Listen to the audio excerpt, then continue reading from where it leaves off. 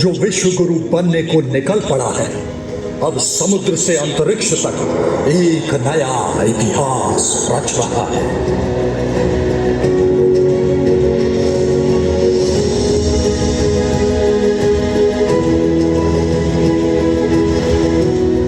जल थल नभ में भारत की भूमिका और अमूल्य योगदान विश्व को नई राह दिखा रहा है। भारत का भरोसा अब सपने देखने में नहीं, अब उसे साकार करने में है।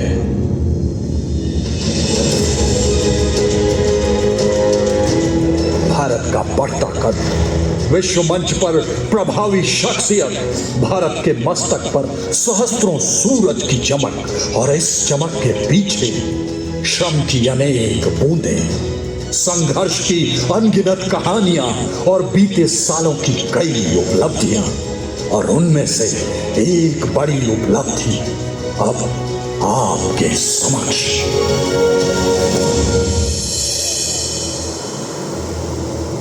आज से कई दशक पहले की बात है। हमारी पूर्वी सरहद के उस पार काला घना अंधेरा छाया था। इंसानियत की हद पार हो चुकी थी।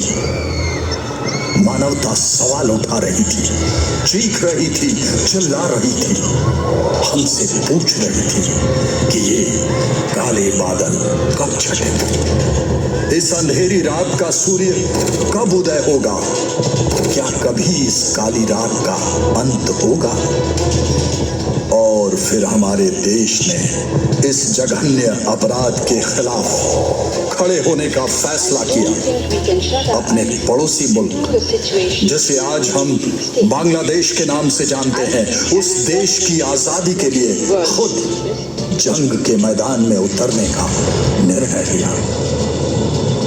घमासान युद्ध हुआ, ऐसा युद्ध जिसने इतिहास रच दिया। यह था 1971 का मुक्ति युद्ध, जिसका एकमात्र मकसद था पूर्वी पाकिस्तान की विवश तड़पती अवाम को आजादी दिलाना। कैसे हुआ यह मुमकिन? इस निर्णायक युद्ध में भारत की क्या भूमिका रही? आइए शुरू से शुरू करते हैं और 1971 के इस मुक्ति युद्ध की बारीकियों पर नजर डालते हैं।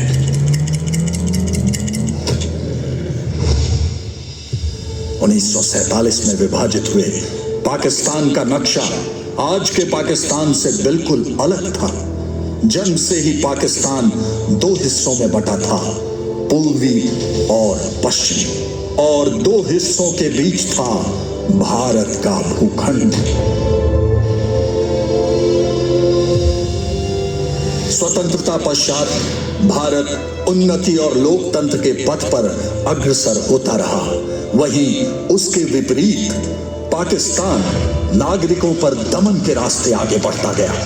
भाषा और धर्म पर आधारित विघटनकारी नीतियों का सहारा लेकर तानाशाही रवैया अपनाता रहा, जिससे पूर्वी पाकिस्तान में हिंसा और उपद्रव का माहौल बनता गया।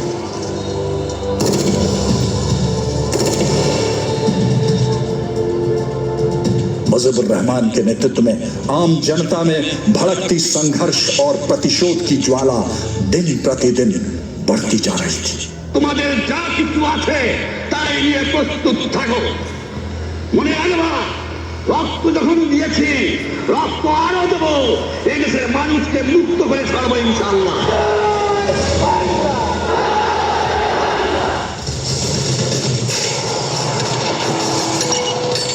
और उसके बाद जो हुआ वह आज भी हमारे दिल को दहला देता है। इस जघन्य सैन्य अभियान के दौरान 30 लाख निर्दोष नागरिकों का सरेआम कत्ल किया गया और 3 लाख से ज्यादा औरतों के साथ बलात्कार किया गया।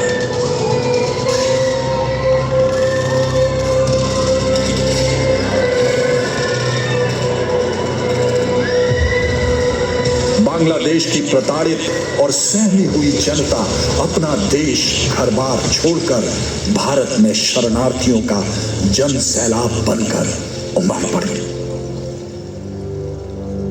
और इस भयानक संकट के बीच साहस, संवेदना और मानवता का उदाहरण बने भारत के लोग शरणार्थी कैंपों में डॉक्टर, नर्स, मानवाधिकार संगठनों और आम नागरिक समाज का हर अंग उन्हें इस बड़े संकट से उभारने के लिए पूर्णतः प्रयासरत था। पाकिस्तानी सेना की क्रूरता और विनाश के खिलाफ अकेले रक्त रंजित संघर्ष में जूझती जनता को उम्मीद की एकमात्र किरण भारतीय जनता और भारतीय सरकार ने प्रदान की। इस गंभीर मुद्दे पर अंतर्राष्ट्रीय समुदाय मूक था, पर श्रीमती इंदिरा गांधी इस नरसंहार को होते देख चुप नहीं रह सकती थी और राष्ट्रीय सुरक्षा भी चिंता का विषय बन चुका था। उन्होंने थल सेनाध्यक्ष के साथ कैबिनेट की मीटिंग बुलाई। उस समय भारतीय सेना का नेतृत्व कर रहे थे जनरल सैम मानेकशॉ। मैं आपको पूर्वी पाकिस्तान में भेजना चाहती हूँ। This means war. इसका मतलब है युद्ध। इस वक्त यह उचित कदम नहीं होगा। हमें लड़ाई की तैयारी के लिए समय चाहिए और बरसात के मौसम में पूर्वी पाकिस्तान की नदियों में उफान आने की वजह से क्रॉस कंट्री मूवमेंट लगभग नामुमकिन होगी। सेना कब तक तैयार हो जाएगी? अगर हमें आवश्यक सामान और उपकरण मिल जाते हैं तो सशस्त्र सेनाएं 15 नवंबर 1971 तक पूरी तरह से तैयार हो जाएगी। और यूं एक तरफ भारतीय सेना के तीनों अंग युद्ध की तैयारी में लग गए, वहीं भारत सरकार ने मुक्ति वाहिनी की मदद करना शुरू कर दिया। यह वही विद्रोही बल मुक्ति वाहिनी था जिसका गठन पाकिस्तान की बर्बरता के खिलाफ और अपनी स्वतंत्रता के लिए हुआ था। Colonel M.A.J. ओस्मानी के नेतृत्व में मुक्ति वाहिनी ईस्ट बंगाल राइफल्स के नियमित ऑफिसर और जवानों पर केंद्रित होकर तैयार किया गया। भारतीय सेना ने 2 डिवीजन साइज फोर्स नियमित और तकरीबन 50,000 अनियमित गोरिल्ला को रिकॉर्ड समय में गठित और प्रशिक्षित किया। मुक्ति वाहिनी ने भारतीय सेना और सीमा सुरक्षा बल की चौकियों की मदद से सैन्य अभियान शुरू कर दिया। गोरिल्ला युद्ध नीति को अपनाते हुए उन्होंने बंदरगाह, पावर प्लांट, उद्योग केंद्र, रेलवे और गोदामों जैसे पश्चिमी पाकिस्तान नियंत्रित स्थानों पर घात लगाकर छापामारी कर तहस नहस कर दिया। वहीं पाका के लिए उन्होंने भारत के साथ लगे तमाम सीमावर्ती इलाकों के प्रमुख शहरों और कस्बों को किले की तरह मजबूत बनाया और बांग्लादेश में घुसने के तमाम सड़कों पर सेना की मजबूत मोर्चाबंदी की। एक तरफ भारत में सैन्य तैयारी चल रही थी और दूसरी तरफ वहां पूर्वी पाकिस्तान में मुक्ति वाहिनी पाकिस्तानी सेना पर घात लगाकर हमला कर उनके लड़ने की इच्छा को लगातार क्षीण कर रही थी। फेनी बेलोनिया बल्ज 16 किलोमीटर लंबा, 4 से 6 किलोमीटर चौड़ा, 3 दिशाओं से भारतीय क्षेत्र से घिरा बांग्लादेश का एन्क्लेव, इलाके का मुख्य सप्लाई लाइन, चिटागोंग से राजधानी ढाका की लाइफ लाइन। बेलोनिया बल्ज की तीनों लड़ाई बंगाली आवाम की वीरता, युद्ध कौशल और बलिदान का प्रतीक है। इस लड़ाई ने दुनिया को बता दिया कि जिन दिलों में मुक्ति की मशाल जल रही हो उनका वजूद गोलों, बंदूकों और तोपों से मिटाया नहीं जा सकता।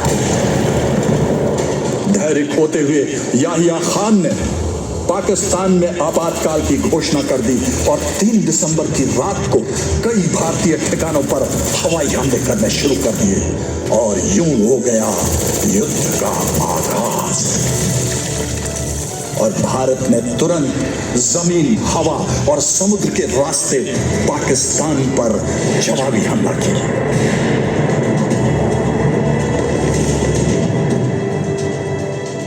इस समय तक भारत अपनी पूरी तैयारी कर चुका था। भारत सरकार ने बहुत ही स्पष्ट युद्ध की रणनीति बनाई और युद्ध का स्पष्ट उद्देश्य था बांग्लादेशी अवाम को आजादी दिलाना। और इस उद्देश्य को हासिल करने के लिए भारत ने हर मुमकिन कदम उठाने की ठान ली। भारतीय सशस्त्र सेना के तीनों अंगों के कमांडरों ने यह तय किया कि पश्चिमी सीमा पर भारतीय सेना मजबूती से मोर्चा संभालेगी और आक्रामक तरीके से अपनी मातृभूमि की रक्षा करेगी। पूर्व की तरफ थल सेना, जल सेना और वायु सेना अपने आपसी सामंजस्य से बहुत तेजी से आक्रमण कर बांग्लादेश के बीचों बीच स्थित ढाका तक संपूर्ण इलाके पर अपना कब्जा बनाएगी और दुश्मन को पूरी तरह बर्बाद कर देगी। पाकिस्तान ने पश्चिमी मोर्चे से भारत में घुसने की कोशिश की और 4 दिसंबर को जैसलमेर पर कब्जे के लिए भारी मात्रा में पाकिस्तानी टैंक और सेना आगे बढ़ने लगी।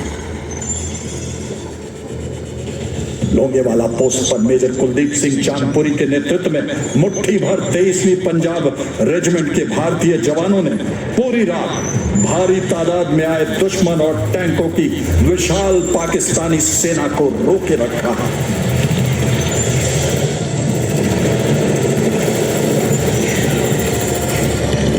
सूरज की पहली किरण के साथ ही भारतीय वायुसेना के विमानों ने लोंगेवाला के रेगिस्तान को पैटर्न टैंक के कब्रिस्तान में तब्दील कर दिया।